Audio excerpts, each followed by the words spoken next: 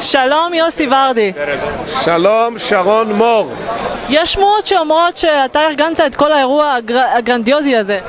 השמועות מופרכות, מי שארגן את זה זה שרון היוסטמן הבלתי נלאת, אני קצת עזרתי בשוליים. אני רוצה להגיד לך שהאירוע יצא מאוד מוצלח והוא יפהפה, ההשקעה ניכרת נראית לעין, ורציתי שתספר לנו קצת, כשראיתי אותך מראיין על הבמה, התשוקה שיש לך וכל הרצון הטוב, תספר לי קצת איך זה התחיל. איך זה התחיל? נו, מה אני אגיד לך? אני תמיד אומר שאני כמו ילד שמשוויץ בשכונת המגורים שלו. אז אני נהנה לספר על מה שקורה בארץ, על הדברים הטובים. זה עושה לי הרגשה טובה, מה לעשות? זה איזה סוג של מחלה כנראה. אתה ירושלמי? לא, אני תל אביבי. כמו חיים נחמן ביאליק. למה דווקא חיים נחמן ביאליק? כי הוא היה ממש תל אביבי גאה, והוא מאוד אהב את רחובות תל אביב ותל אביב ולחיות בה. תשמעי, אני חושב שבארץ קורים דברים יפים, ויש תעשייה נהדרת, ואנשים חכמים וחרוצים ומוכשרים, ואני חושב שזה טוב שיבואו למקומות כמו לוס אנג'לס וערים אחרות, והם יראו את הצד החיובי והאופטימי ושיש לו עתיד. ואת רואה, באו לכאן אנשים, ג'ון מילר, שהוא אחראי על כל הנושאים הדיגיטליים בקבוצת ניוז, דיוויד רנזלר, הנשיא של יוניברסל מיוזיק פאבלישינג, יושב כאן על ידינו סטיב שולמן, ב-1982 בא לארץ לחפש טכנולוגיות ישראליות, אז זה נחמד. תגיד לי, יש לך חזון עתידי איך הכנס הזה ייראה עוד 5-10 שנים? עוד 5-10 שנים, יהיה כנס, יבואו אנשים, יחככו כתפיים אחד עם השני, יהיו כמה מרצים מעניינים, יאכלו צהריים של כנסים. אני אגיד פה עוד דבר, יש כאן הרבה בחורים ישראלים שעובדים כאן, ובכל אופן מגלים עניין רב מאוד מה שקורה בארץ, ועוזרים לחברות ישראליות ונמצאים איתם בקשר, וזה אקוסיסטם מאוד מעניין. אם לא מפרגנים, יורים לעצמך ברגל, נכון? אני חושב שכן, אבל זה לא כולם חושבים ככה. אני חושבת ככה, ואני הבוס עכשיו. אם אתה בוס, מי אני? המצלמה ביד שלי. המיקרופון ביד שלי.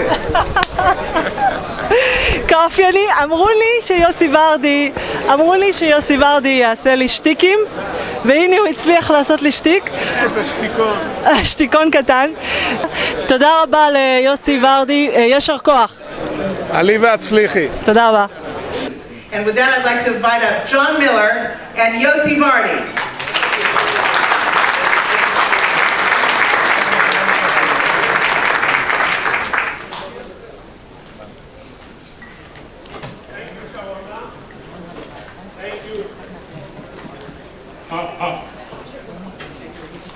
This balloon is not up. Thank you, Sharona. John, thank you very much for taking time from your busy schedule and joining us in this Israel conference. Now, a lot of advertisement migrated from the TV to the internet because the ability to track and to know statistics and demography and to do targeting, etc. When you have this kind of new TV, which is internet-enabled, do you think that advertising money will go back to the TV? Absolutely great question. I think the answer is, well, you said back to TV. Back to the new TV. Back to the big screen. Back to the big screen. I think it'll start to get linked. It'll be wherever that audience is. So this is one of those other big questions. So it goes like this. One is, can you really link it? Right now the answer is no. I can buy a bunch of TV spots over here, and I can buy a bunch of internet, whatever, over there. What I don't know is that I talk to the same people or different people. So when it gets linked in that three-screen world, I'll know that. And then my buying gets more efficient. Then I can buy across that because I'm going to be basically following audiences. I'm going to follow my audience wherever they are. And that's going to unleash dollars, advertising dollars, across that entire video system. That's one of the reasons I think video is going to continue to really grow. So the answer is, today, hard to impossible. In your 3 to 5 years, done. Done and big movement of dollars. By the way, I want to make a pause and to make a statement, not a question, since this is the Israel conference, and Fox is also part of the family, I would like to state on behalf on everybody in this room that we love the objectivity of Fox's time in Israel special.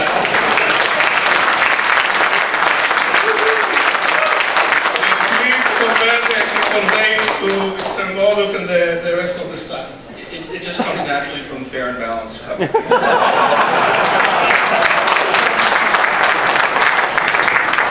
Good. Now, in Israel you have NDS, which really was one of the pioneers, if not the pioneer, of controlled access, how you call conditional access, and you have, of course, RSA came from Israel, etc., which also affect security of transmission and other things. Are you willing to share with us a little bit, and you interacted with a lot of Israelis through your career, and as we know, it's not always the simplest, it's not always the So can you share with us your view and what you think about the Israeli technology and the ecosystem over there? Well, first, on NDS, as you mentioned, new data systems that Yossi was referring to, we've had a long history of being directly involved in an at-scale Israeli company.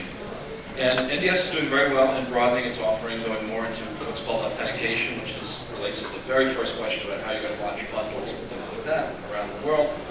And it is a very, very strong company, and its technology is considered world-beating in this area. So it certainly, that alone has given News Corp a terrific feeling about being involved in Israel. What I also feel from my experience in various incarnations is that the depth of the technology expertise is really high. There's a phrase used at All Things D, I don't know if you caught it, Yossi. Reed Hastings used it, he called it talent density, which I'm now going to use all the time.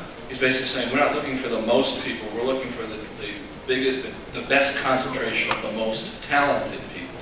And I think right now Israel comes pretty close to that definition in the technology areas. And so also last week we hosted a group of companies through News Corp in New York that I hosted that was quite impressive in these particularly video space. Quite impressive, very impressive. Hugely impressive. And it was specific. We had said we were interested in things like what we're talking about. We're interested in video and advertising related to that. And literally there was a dozen companies that came through that were right on point, that were very much in keeping with that. And I think, and I'm going to make a prediction, New York, as you may know, New York is starting to feel better in the digital era. There's kind of a Silicon Alley boom going on, and much more vibrancy in New York. I'm a native New Yorker. But the depth of engineering in New York is not as great as it is in Silicon Valley. And I believe what we're going to see is in particular, I don't mean to put anything about Los Angeles, but I think we're going to see a very strong New York-Israel connection. So I believe, and a number of the companies that came through were already doing that. The technology was developed in Israel, but they had kind of a New York business office. And I think we're going to see a lot more of that, sort of variations on that theme. And I think there's going to be a very strong, not only U.S.-Israeli connection, but I'm going to say very specifically New York-Israeli connection. But I think it's going to help and be a big influence on New York rising as a whole in the digital technology areas. John, are you willing to take 2 or 3 questions from the audience before you desert us until next year? Because we are not going to give up to you. We want you here next year as well. Anybody has a question? No questions? All figured out? Well, basically say your name and your company and come into the back. And scream. Now, Bob Martin's Result Corporation. Talk a little bit more about the video that you think is dynamic. Talk a little bit more about the video that you think is dynamic, that you're looking for. That we're looking for in terms of video? Yeah, the content, Okay. the thrills, the spills. I'll tell you what I think is going on in the industry, and I'll think about News Corp in the process. But I think there's a very interesting moment. It's literally happening right now. That is, you're seeing that there are new channels of distribution opening up that didn't exist, and it's happening for real. This is the kind of thing that's been talked about for a while, but it's happening for real. That includes Netflix, which is now a new avenue of distribution, not just for library product, but new product. Google has made it very clear that through YouTube they intend to, they call it the channelization of YouTube, to create many new channels. Other people are going to do this. So I think we're about to see web video become a real force. And that goes to that's good, that's good news overall, but it's also for companies like us, we have to figure out how we preserve our existing world as well as what's our place in that world. And I think you're going to see it around areas that have had a hard time getting on the cable and satellite dial, so to speak. So for example, there's a single food network on cable and satellite in the United States. Food's a huge category, and there's a lot more that can be done there. So I think you're going to see this expansion of channels. I think that's number one. And that'll go back to your advertising question. That there'll be a lot more advertising. Advertisers are now ready to accept that, whereas even a few years ago they were not. And that will help more of it get made. The second is everyone has to figure out, if you're a big company like us, what really differentiates you. So you're going to see much more event-type stuff. Like American Idol has become a big event. It's number one show on American television. And it's just an extraordinary event. So I think you're also going to see this split between this kind of very, very high-end stuff and then this decent, good quality other things that I was beginning to describe. And I think what sort of started all on the web, like the UGC, they call it, user-generated content, I think is going to fall down to much, much less usage. That's my personal prediction. And I think we're going to see a sort of migration up the scale. And I think that's the next big phase. In terms of a business. In terms of video generally, I mean, iPads and everybody has cameras on them, and so we're going to see an explosion of video on a personal level going everywhere. It's going to be a big bandwidth hog. But in terms of the business, I think you're going to see it start to tend and stratify up the scale. John, maybe you can share with us a word about two of your recent initiatives. One is the Daily, and the other one is the group Quest into Education. Yeah, good. Thank you for asking. Yeah. So the Daily is a publication, not a newspaper, because there's no paper. It's a publication that was purpose-built for the tablet experience, specifically the iPad. And it really was Rupert Murdoch's idea, which was, he got so excited when he saw the tablets, he thought, wow, this is a new medium. And instead of just taking, which we're also doing, stuff like the Wall Street Journal and moving it over and creating an iPad app, which is fine and great, why don't we try to do something really new and do it from the ground up for that thing? And it's been very exciting because we really built something just for that purpose. Now, it'll expand to other purposes over time, but we were able to not compromise that position and to really use the technology and 3D photography and video and try to make it all media. In fact, we had experimented with something like the company that was just up before us, which was text-to-speech. And I was actually looking at it with interest because we wanted to turn stories, have them read. We actually physically had somebody read the top 10 stories of the day on the Daily. But if we could use technology like that, maybe we don't need to do it in that old archaic way of someone actually reading. And so it's been very exciting, and it's the #1 subscription product in the Apple Store, which means Apple is thrilled and Rupert Murdoch wants it to be 10 times bigger. Trust me. On whom we put the pressure. So that's the Daily. And stay tuned, much more coming in that area, but it's been very exciting. On education, we both have a mission around it and a business belief.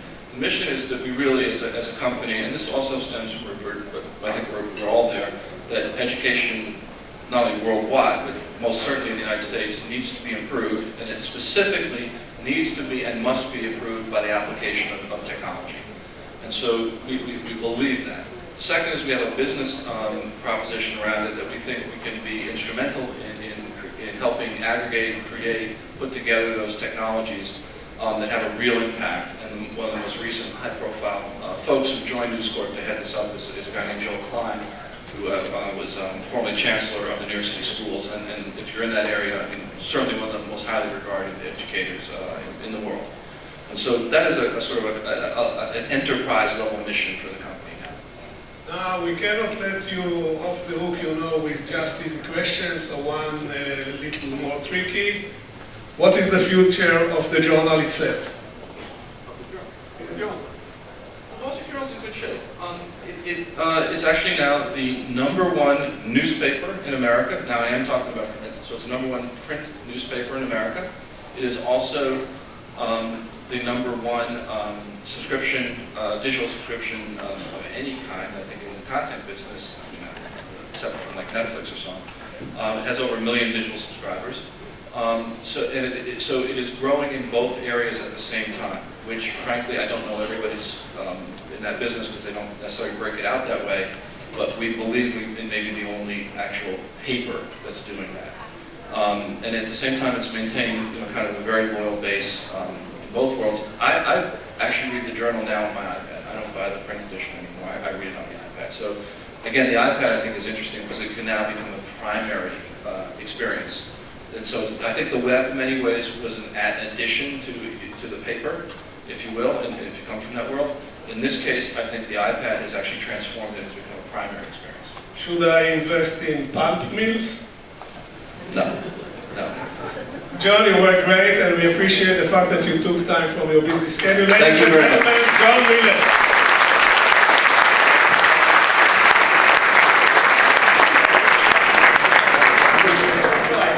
John, please come back every year. We want to get an update. Consider it an invitation. We'll see you next June.